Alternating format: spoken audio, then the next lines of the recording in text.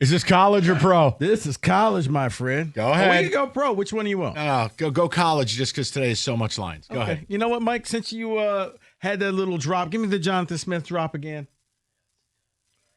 Can we say Jonathan Smith has ushered in probably the worst period of Michigan State football in the history since I've been following them? Yes. Full stop. I have nothing else to add. Okay. I mean, when you look at this, every coach, whether it's John L. Smith, whether it's Tucker, whether it's Bobby Williams, getting carried off at the bowl game, Mike. Where Boo Boo Thompson wouldn't put his socks on at the Citrus Bowl. But at least every coach had a couple of victories or a victory that you're like, yeah, I'm proud of that game. No.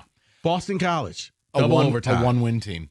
Here's what I would tell you, and none of us have a clue what's going on because apparently we've hired Batman, who's part Bateman.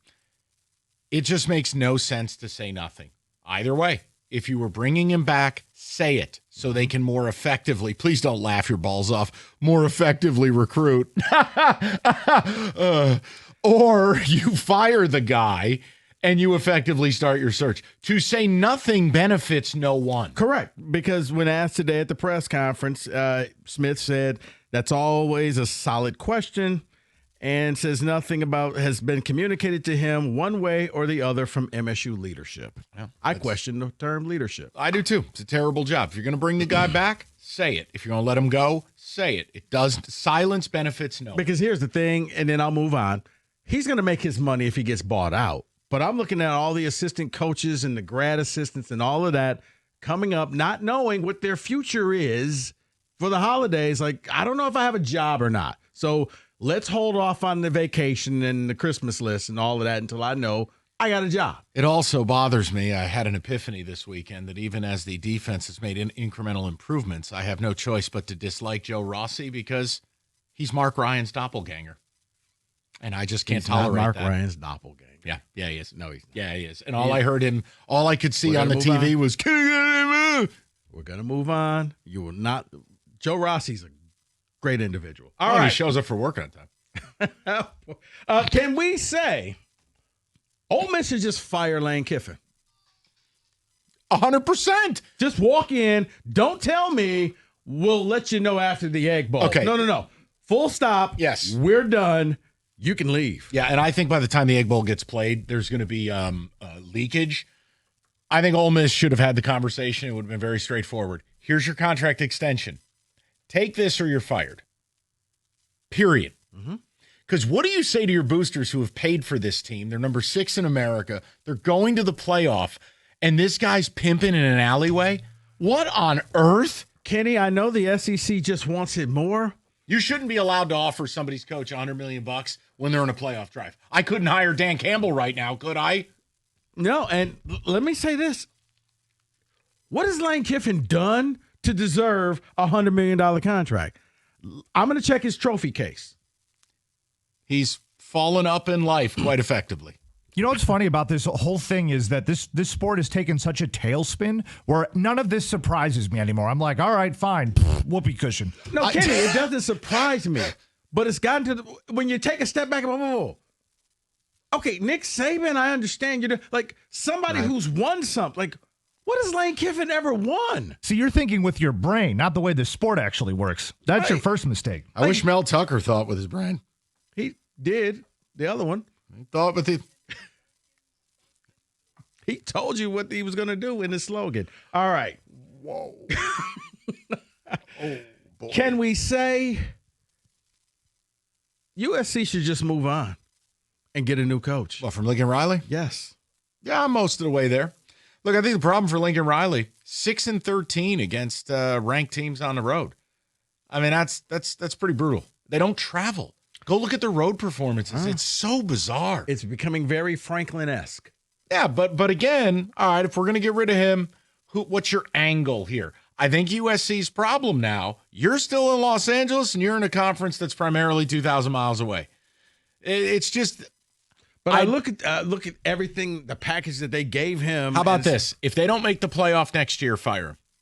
Go into the season with an understanding. The minute you lose your third game, gone. That's probably the middle ground for me. Can we get that at MSU? That'd be Notre Dame. You know they're going to put a bullet in them. You'd have to have a living, breathing AD to do that. Okay.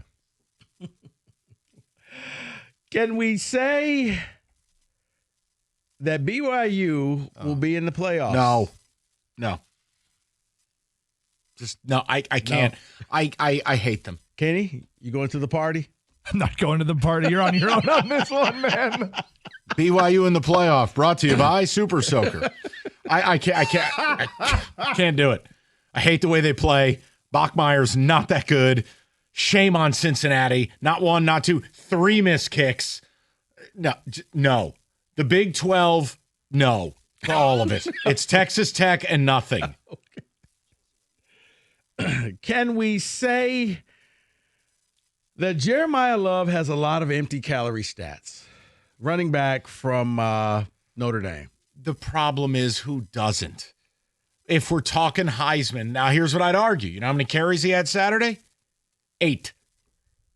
I know they won 70-7. Shout out Syracuse starting a tennis player at quarterback. Oh, my. Honestly, they could have started Rico at his current age at quarterback, and it would have been better than whatever the hell they threw out there. I've watched that kid play. I watched him 2 weeks ago against North Carolina. Bro, you can't be at Syracuse and what'd they do? Take a lacrosse player? Like, who is this kid? Look, I think Love belongs in New York. I think he's spectacular.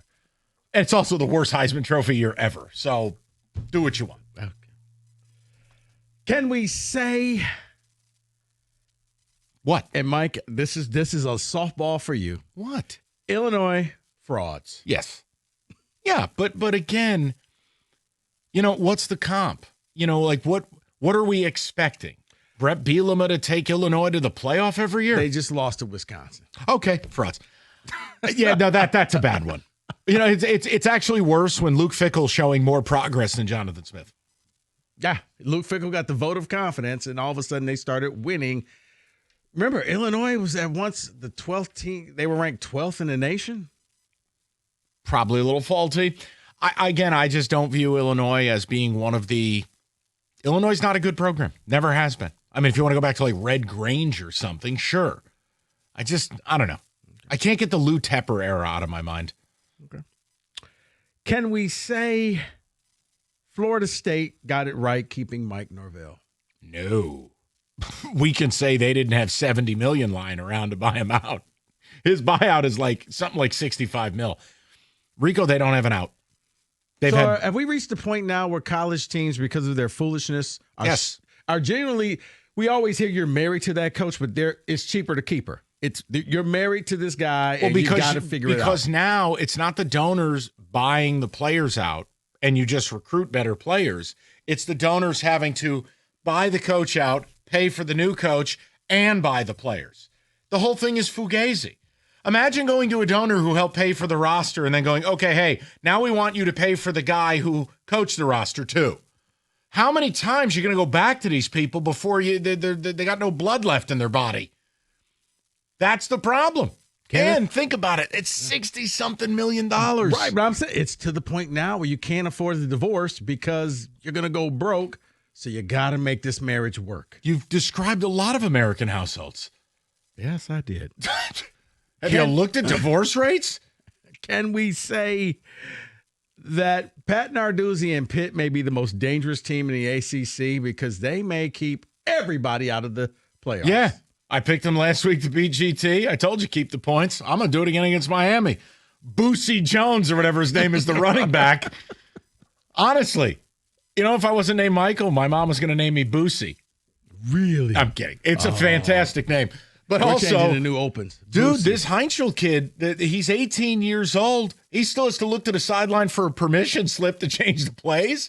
He can play. His voice is cracking in the huddle. Look, I want Narduzzi to be the agent of chaos and keep everyone out of the playoff from the ACC. Well, if Kenny's team does their job, they will. G-Tech's done. So then that means G-Tech's not going to playoffs. Nope. If they knock off Miami, Miami's not going. And then the committee's going to look at the ACC and say, so who gets in? SMU? No one. In Mike's ideal playoffs, nobody gets in the playoffs. Nope. Nope.